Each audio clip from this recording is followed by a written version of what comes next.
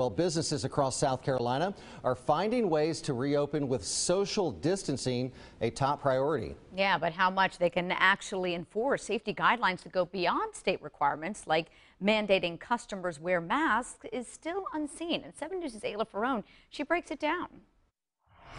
Come Monday, Costco will require customers to wear face masks in order to shop inside. So we checked in with legal experts about what's behind all of this.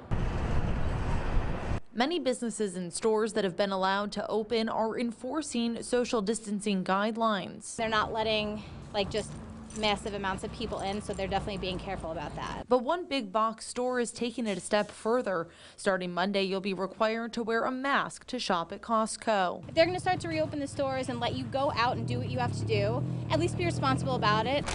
We caught up with Costco customer Nicole Albert in the parking lot, who says she'd wear a mask even if it wasn't required. There's really no way to know when it's safe and when it's not, and I'm more of a better safe than sorry kind of person. But not everyone thinks that way. So we found out, does a business like Costco have the right to mandate masks? Wearing a mask going into a store should be mandatory across the country. According to local attorney John RECKENBEIL, they can. You have the right to refuse service of an individual that you deem a health or safety risk to your business. He says any business is in the right to require something like this, but does suggest having signage so your customers know the rules. You must enforce it equally across the board. Don't make any exceptions.